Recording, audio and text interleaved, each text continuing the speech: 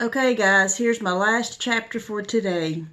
I'm going to try to do 3 chapters as long as they're this short every day. No real vocabulary words in this one.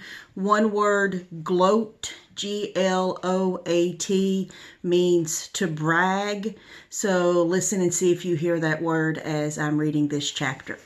So, Chapter 3 of Escape from Mr. Lemoncello's Library by Chris Grabenstein. Of course, even though he was grounded, Kyle Keeley still had to go to school.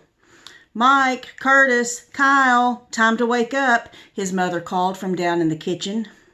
Kyle plopped his feet on the floor, rubbed his eyes, and sleepily looked across his room.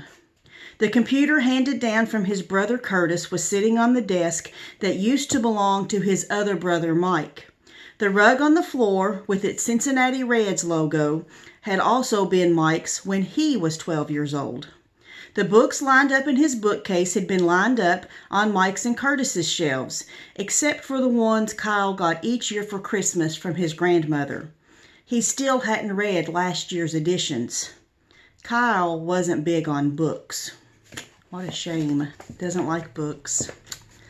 Unless they were the instruction manual or hint guide to a video game. He had a Sony PlayStation set up in the family room. It wasn't the high-def Blu-ray PS3. It was the one Santa had brought Mike maybe 4 years earlier.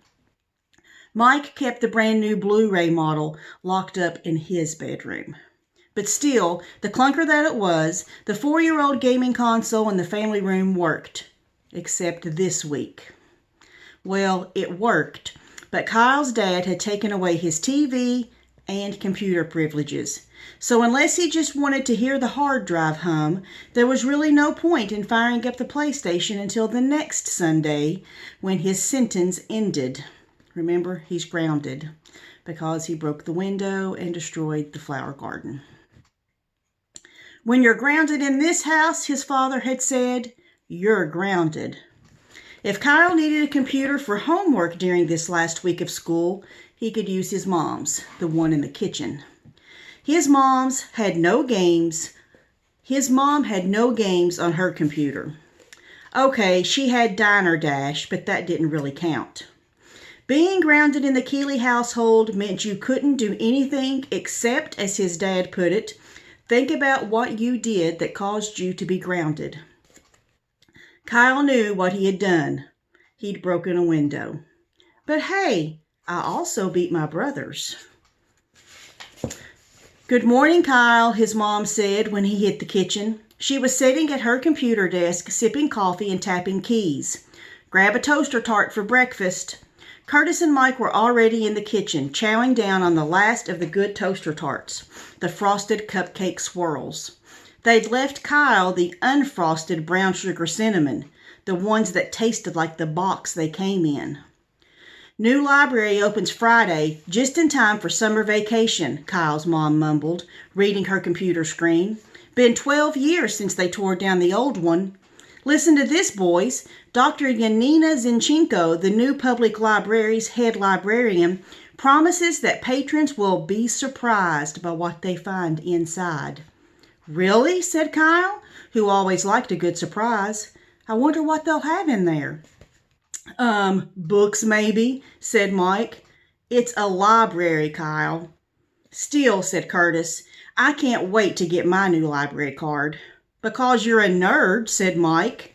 "I prefer the term geek," said Curtis. "Well, I gotta go," said Kyle, grabbing his backpack. "Don't want to miss the bus." He hurried out the door. What Kyle really didn't want to miss were his friends. A lot of them had Sony PSPs and Nintendo 3DSs, loaded with lots and lots of games. Kyle fist bumped and knuckle knocked his way up the bus aisle to his usual seat.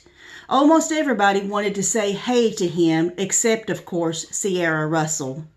Like always, Sierra, who was also a 7th grader, was sitting in the back of the bus, her nose buried in a book. Probably one of those about girls who lived in tiny homes on the prairie or something. Ever since her parents divorced and her dad moved out of town, Sierra Russell had been incredibly quiet and spent all of her free time reading.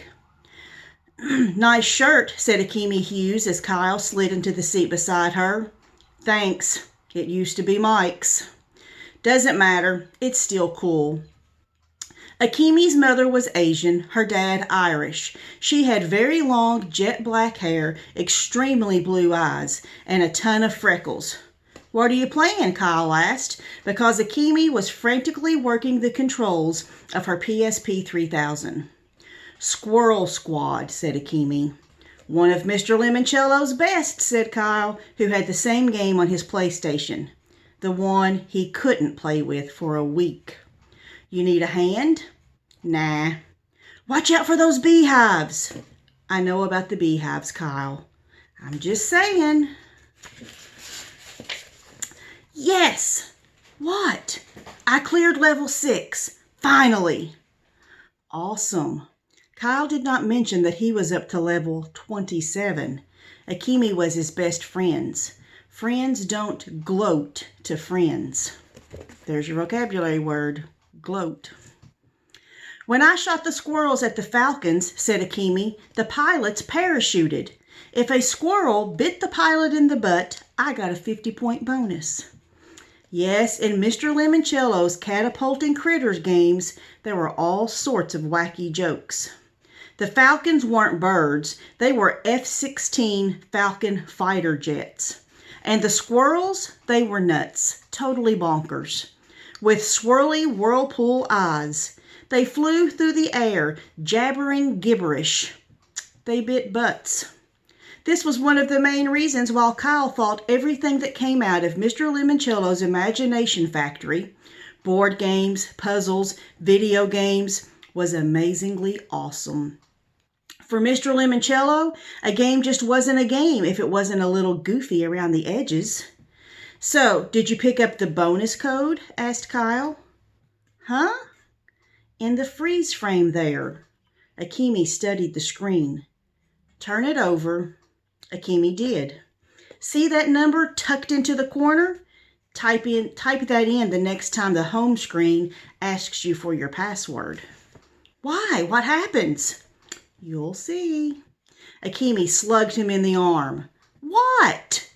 "Well, don't be surprised if you start seeing flaming squirrels on level 7. Get out." "Try it. You'll see." "I will, this afternoon." "So, did you write your extra credit essay?" "Huh? What essay?" The one that's due today about the new public library." "Refresh my memory." Akemi sighed. Because the old library was torn down 12 years ago, the 12-year-olds who write the best essays on why I'm excited about the new public library will get to go to the library lock-in this Friday night. Huh? The winners will spend the night in the new library before anybody else even gets to see the place. Is this like that movie, Night at the Museum? Will the books come alive and chase people around in junk? No, but there will probably be free movies and food and prizes and games. All of a sudden, Kyle was interested. End of chapter 3. I will do chapter 4 and probably 5 and 6 tomorrow sometime. So keep watching the Facebook page and waiting for the link to come up. Good night, everybody. See you later.